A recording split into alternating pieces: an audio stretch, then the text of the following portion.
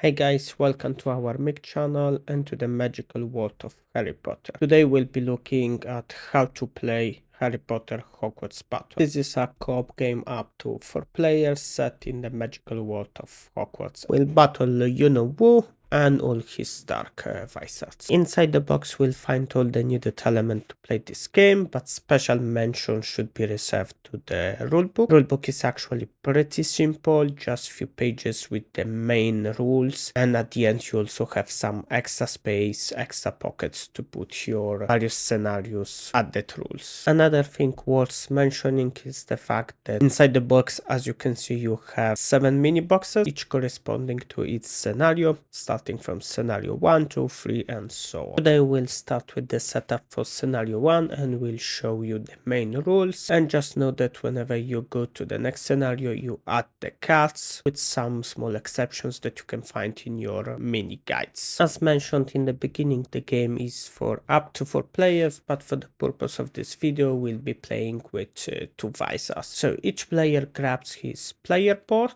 grab your head token and put it on the leftmost side of your player board on the value 10, and now choose your preferred character. You can play as one of the main 4 protagonists, so you can choose between Harry, Hermione, Neville and obviously Ron. Today we'll be playing as Harry and Hermione.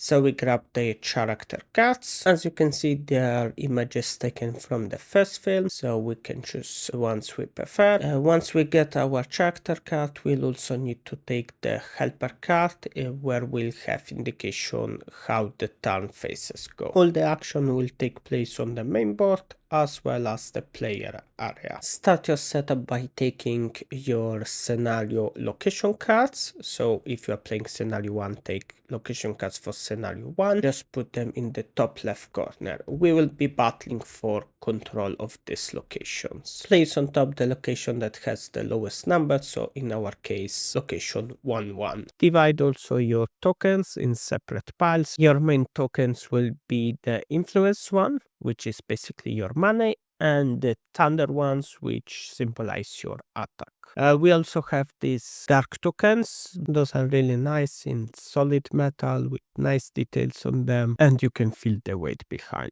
Next we'll set our dark magic cards. Depending on scenario you are playing, take all the cards from the appropriate scenario. So if you are playing, let's say, third, take all the cards from 1, 2 and 3 and put them here in the top. Same thing for the cards for the dark wizards. Take the appropriate wizards from each scenario. Depending on scenario, just add the new ones, give them a good shuffle and put them face down under the locations. Take your starting hand corresponding to each hero. Each protagonist has its own starting hand. They are basically all similar cards with exception of the special item and the supporter card. So take your starting 10 cards, give them a good shuffle and put them on the left side of your player board. Each player should take 5 cards. This will be your starting hand, and whenever your turn ends, you will discard all used and unused cards and take a new set of 5. Now we'll take our Hogwarts cards. This is basically our shop where we will be able to buy cards. This is a deck builder game. Cards are divided into spells, items and supporter cards. On the bottom right you can see the cost of each card. In the same way we did for the dark magic and dark wizards cards, shuffle or Hogwarts cards from each scenario, depending what you are playing.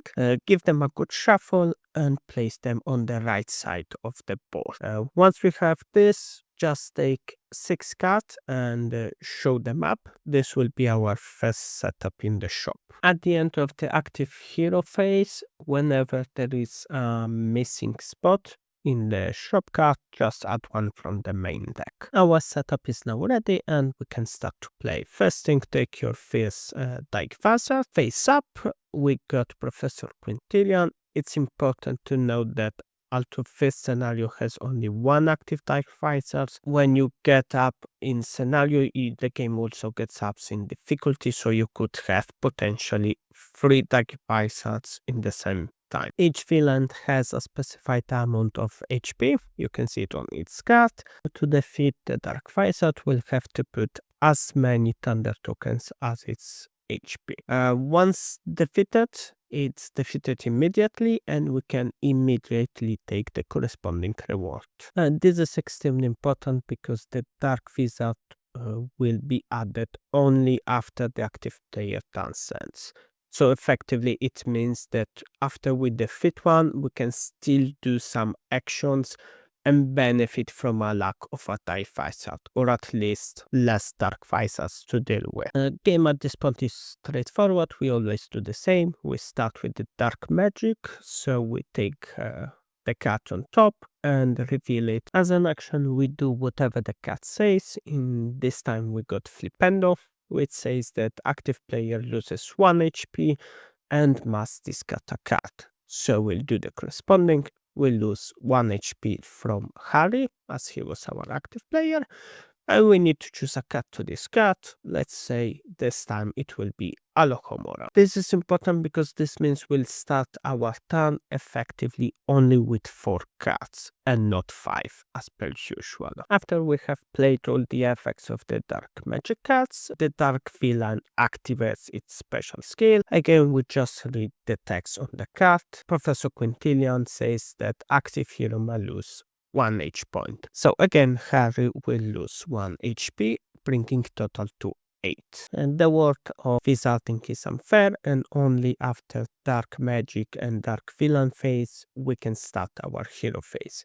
This is our hand. We have 3 Alohomoras. They're all spells that gives us mana. We got Hedwig, our supporter card that has a skill. We can choose either to gain 2 H points or get 1 Thunder token. Having still H left and being at the beginning of the game, we'll choose the Thunder token to do some damage. Remember that your played card goes into the discard pile only after your turn ends. So there is a difference between your hand, your played cards, and discarded cards. We got 3 influence from our Alohomora spells, so basically we got 3 money to spend. Let's put them on our board for now, and we can take a look at what the shop offers. What can we buy with 3? In this turn, I will take the Quidditch balls as it gives me the possibility to heal and get also Thunder token. So I buy this card for 3. I put it in my discard. I give back the money tokens to the bank, and I have to assign a Thunder. We have only 1 villain, so I will give my 1 Thunder to Professor Quintilian. I don't have anything to do. I played all my cards, I spent my money, I dealt all the Thunder I could, so my turn ends. Now we will restock the shop. We'll uncover as many cards as needed to have 6 visible, and we pass to the board to see what happens. We didn't manage to kill our first villain. As mentioned before, if we would put the 6 token to match his health points, we would have killed him or defeated him, and he will be discarded right away. And at this point, we will add a new one. At this point, we also verify if Dark Vizards were able to take control of the location. If they take control of all locations, we will lose the game. So at the end of the active hero phase, we verify if the location card has as many school tokens as the card represents. And here I want to emphasize that they need to take control of all locations. So in this case, scenario 1, they need to take control of 2 locations. And now we pass to the player 2 round, and again we start with the Dark Magic.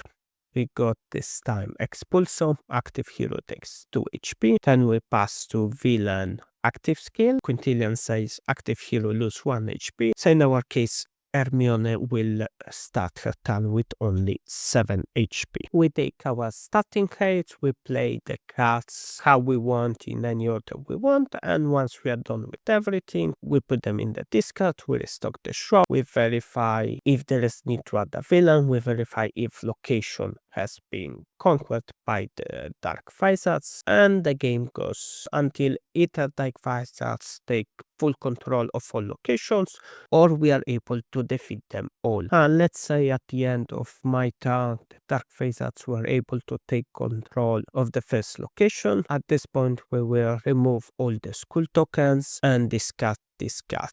So now we will fight in the second location. This is actually the full game. As you see, the rules aren't complicated and we can dive deep on some further aspects. Why do we pick one dark magic card? Because on the location we have one symbol. In scenario 1 it will be always 1-1, but as the game advances, you will face with other locations with stronger dark magic, stronger villains, and you could be taking more dark magic cards each turn. Another important mechanic is the defeat of the hero. What happens when we are defeated? Well, we don't die in this game.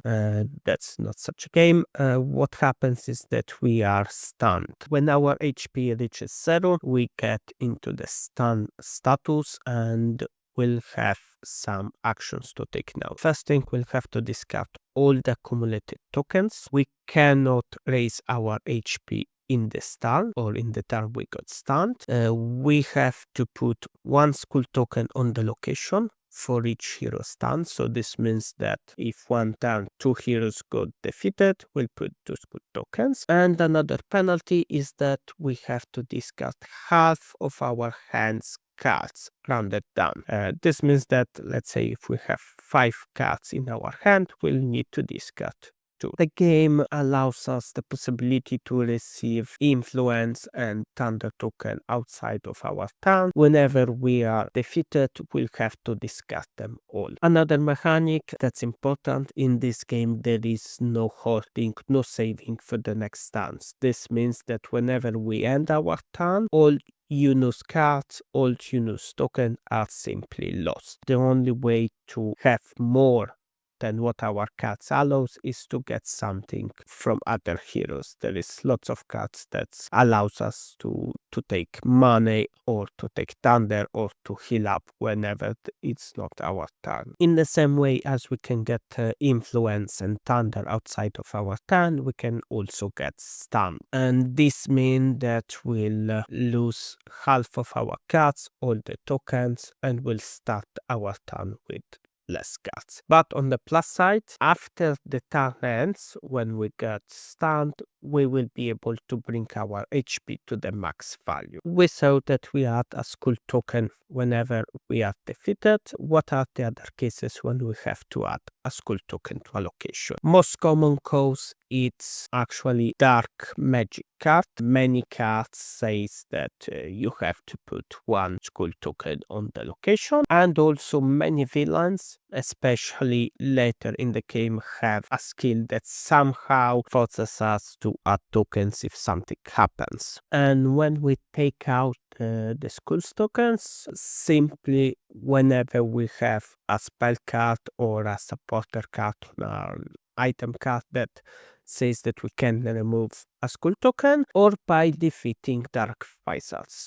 Many of them, as a reward for the defeat, grant several bonuses, which includes taking one or more school tokens. And this is basically it. This is the base setup, the main rules of this game. Its scenario is played similarly, so we start with the dark magic, we activate the villains, we do our phases. In each scenario, we will add the specific card.